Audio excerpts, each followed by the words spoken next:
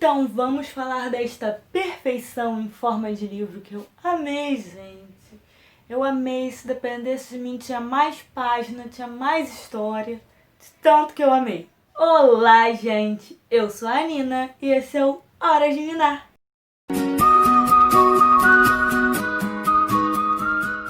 Como vocês estão vendo, hoje nós vamos falar de A Cantiga dos Pássaros e das Serpentes, da Suzanne Collins, que é, assim, um negócio fenomenal de bom. Gente, eu tô sem palavras pra esse livro. Eu terminei de ler e eu não consigo parar de pensar na história, de fazer as conexões com essa história aqui que se passa 60 anos antes e a história de Jogos Vorazes original, sabe? Então, assim, acho que mais 65 anos antes. 64, do primeiro livro, Enfim, esse livro, o que eu posso falar desse livro? Gente, não tenho muitas palavras, a não ser dizer que eu estou completamente apaixonada. Então é isso, já vai deixando aquele joinha no começo do vídeo pra me dar um apoio e vamos logo falar de A Cantiga dos Pássaros e das Serpentes. Bem, gente, como eu já falei aqui, falei até muito, né, que eu amei esse livro. E não querendo ser redundante, mas eu acho que eu precisava desse livro pra complementar muita coisa, sabe? Muitas perguntas não respondidas a respeito de Jogos Vorazes. E assim, muitas delas foram respondidas aqui, mas outras perguntas se formaram aqui na minha cabeça. Isso me faz pensar que eu quero mais livros. Preciso de mais livros. Mais livros. Vou mandar uma carta pra Suzanne Collins. Escreve mais que tá pouco. E assim, encontrar essas respostas nesse livro aqui foi absurdamente genial, sabe? O jeito que a Suzanne Collins escreveu e pontuou tudo, pontuou cada coisa. É um livro de quase 600 páginas que me prendeu do começo ao fim. Não da mesma forma que Jogos Vorazes, que eu li assim, ó, devorei, mas levando em consideração que tem 575 páginas, eu li consideravelmente rápido pra quantidade de páginas. E assim, parecia que tinha mais de um livro dentro desse livro. Porque acontece muita coisa. São várias questões diferentes. Eu gosto muito do jeito que a Suzanne Collins faz isso. Ela fez isso na trilogia principal e ela fez isso nesse livro aqui. Acontece muita coisa e o plot twist desse livro, meu Deus, o que foi aquilo? Foi um negócio que deu uma virada na história que pra mim tava ali começando outro livro, entendeu? Foi muito semelhante ao Fim de Em Chamas, começo de A Esperança, só que com a resposta tudo dentro do mesmo livro. Foi mais ou menos um baque assim, pá.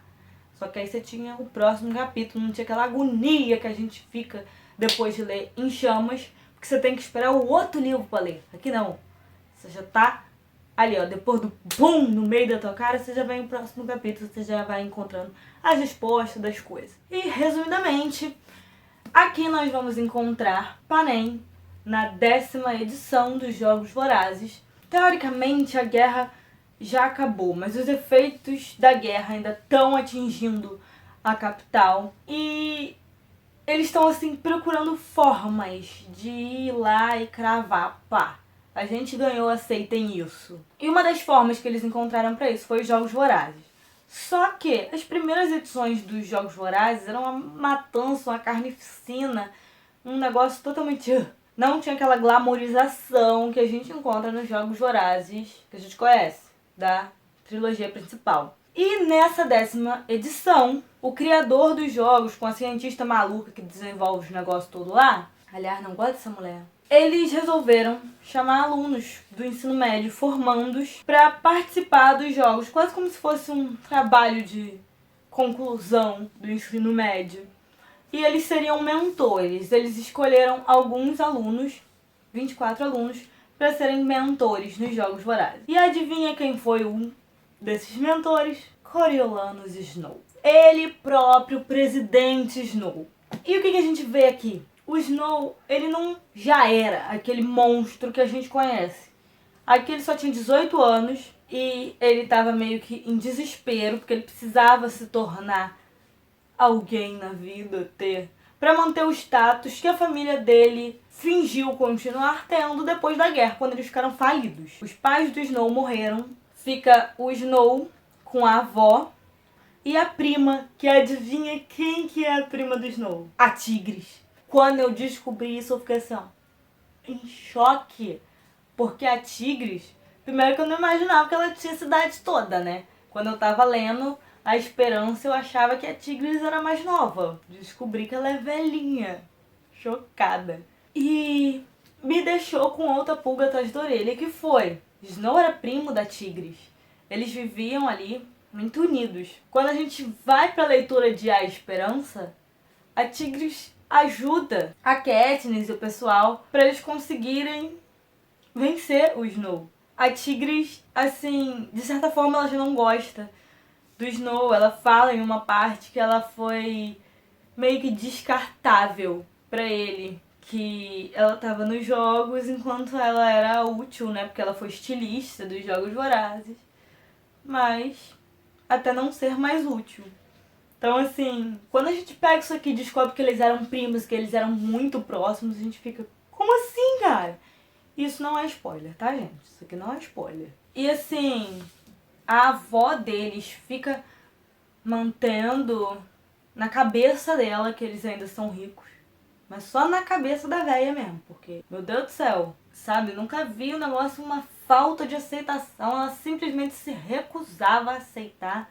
Durante o período da guerra, eles investiram tudo que eles tinham no Distrito 13. E eles perderam tudo, tudo. Já não perderam a casa, né?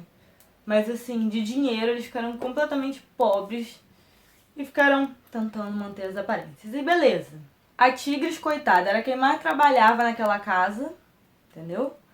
Pro Snow poder se manter na escola, ser mentor nos jogos, a Tigris se matava e a avó deles ficava lá: quando Coriolanus for presidente, quando Coriolanus for presidente. Eu queria bater naquela mulher. Se ela soubesse a desgraça que ia ser. Mas do jeito que essa véia era, ela é capaz dela gostar do jeito que o Snow se tornou presidente. E eu já falei pra caramba, isso é só a pontinha do iceberg. Primeiro, o Snow, quando ele descobre que ele vai ser mentor da garota do Distrito 12, ele fica como? Que humilhação! Porque o Distrito 12 era o menor de todos e ele ficou com a garota, então ele logo pensou: perdi tudo. Mas, assim que é anunciada Lucy Gray como a garota do Distrito 12 a ser tributo da 10ª edição dos Jogos Vorazes, a coisa muda um pouco de figura. Lucy Gray era completamente assim, diferente. Ela tinha um jeito diferente de todo mundo, do Distrito 12 e dos outros distritos da capital. Por quê? Porque ela participava de um bando. O que ela chamava de bando era um grupo de músicos itinerantes, que eram itinerantes até ficarem presos no Distrito 12. Eles iam rodando por Panem, fazendo seus shows, cantando e tal, até que um dia eles ficaram presos no Distrito 12. Eles estavam lá e não conseguiram mais sair por motivos de guerra. Com isso, o Distrito 12 se tornou o lar deles. E Lucy Gray é escolhida para ser a tributo, tá? Logo assim que ela é anunciada, a gente já vê que ela é completamente diferente e irreverente. Eu não vou dar muitos detalhes dessa parte, porque é uma daquelas partes que vocês precisam ler pra ver. Mas assim, ela canta uma música e uma das frases dessa música ficou marcada na minha cabeça, que é: nada que você possa tirar de mim merecia ser guardado. Eu achei isso assim genial. Gostaria de dizer que as músicas desse livro, meu Deus, tem uma playlist com elas que eu quero ouvir, gente. Eu preciso. Eu vou procurar. Vou procurar. Eu não cheguei a procurar, não.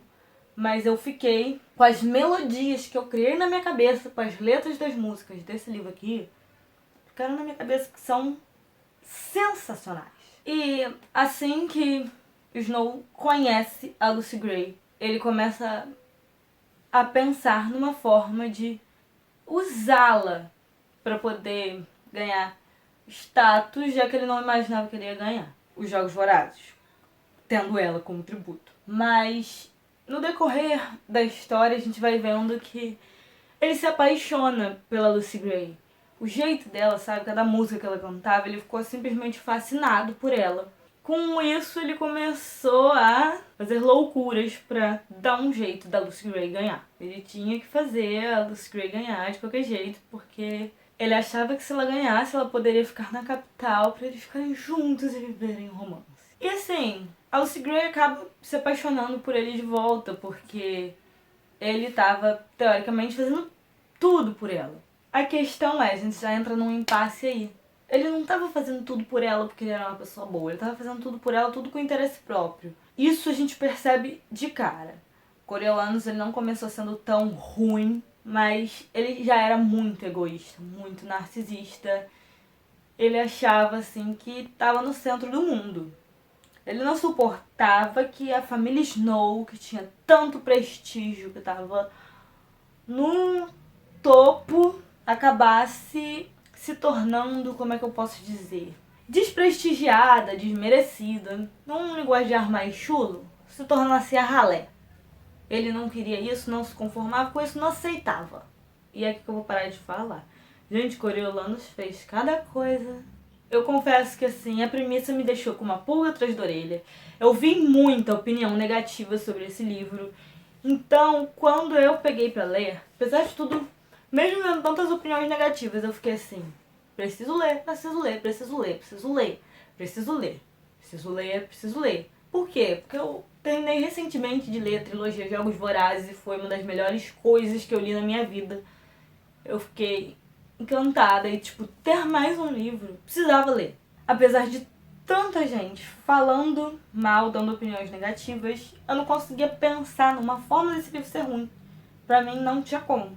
E foi com isso que eu comprei, pouquinho depois do lançamento, meti a cara e comecei a ler e não me arrependi nem um pouco. E agora, galera, eu vou começar a pontuar especificamente cada coisa que eu gostei muito. Bem, nesse livro a gente vai encontrar uma Panem se reerguendo do pós-guerra, onde a capital venceu, mas ficou devastada. Então eles precisavam dar um jeito de contornar essa situação, de melhorar e tal. Então a realidade aqui é bem diferente da capital que a gente conhece 60 e poucos anos depois. Aqui as pessoas estão passando dificuldade, tipo, até o povo da capital passava fome. Que dirá a galera dos distritos, não é mesmo? Então, assim, a gente vê outra realidade. Nesse livro aqui a gente vai descobrindo como as coisas chegaram no ponto que chegaram e se tornaram aquilo que se tornaram, sabe? As coisas não são instantâneas, não é tudo preto no branco, como eu sempre digo. Então, teve um caminho para chegar onde chegou. E a gente vê isso nesse livro. Isso é uma das coisas que eu amei. Outra coisa que eu preciso pontuar é... Tem uma frase de Once Upon a Time que define muito bem Coriolanus Snow, que é a famosa frase de Regina, a nossa querida rainha maravilhosa. O mal não nasce, ele é criado. A gente vê que Coriolanus já era uma pessoa egoísta, narcisista, que não estava nem aí pro que passasse dos interesses dele. E a gente vê como que ele evolui. Tem um momento ali, entendeu? Que assim, se a gente não soubesse o que ia acontecer, no que ia dar, a gente até poderia pensar, não, mas ele vai mudar. Ele vai ser bom. Porque ele começa a odiar as pessoas que são a escória, o pior, o ruim do ruim. Pensa nas pessoas ruins. Tipo, a doutora Gal, o cara lá que criou os Jogos Vorazes. Pessoas horríveis, completamente desprezíveis. E quando Coriolanus começa a ter uma completa aversão por eles, a gente pensa que ele vai melhorar, ele vai querer ser diferente. Não, ele se torna pior do que aquelas pessoas, entendeu? E uma coisa que eu achei muito especial nesse livro é a origem de Árvore Forca. A gente descobre de onde esta música surgiu. E a gente descobre que o presidente Snow, ele não foi com a cara da Katniss Não foi assim no momento do livro que ela vai lá, do negócio da Zamora. Não foi no negócio da Zamora. Foi quando ela começou a cantar pra Rui. Por quê? Porque o Snow conhecia essa música de 60 anos antes. As músicas que a gente vê nos livros da trilogia principal são mencionadas aqui. Tem mais músicas aqui. E eu amei demais as letras dessas músicas, amei o contexto que foram inseridas essas músicas. Eu queria muito uma playlist com as músicas desse livro pra eu ficar ouvindo. E bem, gente, eu já falei demais, mas eu poderia ficar mais horas e horas e horas falando desse livro, mas vamos segurar aqui. Só que assim, o jeito que a Suzanne Collins tem de passar tantas lições e tantas mensagens fortes através dos livros dela mexe muito comigo. Eu de verdade gostaria muito de conhecer outros livros da Suzanne Collins. Gostaria muito que ela escrevesse mais livros do universo de Jogos Vorazes. Tudo que essa mulher escrever, eu vou querer ler. Bem, gente, então é isso. Caso você se interesse por comprar A Cantiga dos Pássaros e das Serpentes, compra pelo meu link que vai estar aqui na descrição do vídeo. Fazendo isso, você apoia muito esse canal. E como sempre, se você gostou, deixe seu like, se inscreve no canal, ativa o sininho para não perder nenhuma notificação. E é isso, por hoje é só. Eu espero de coração que vocês tenham gostado. Um beijo e até o próximo vídeo.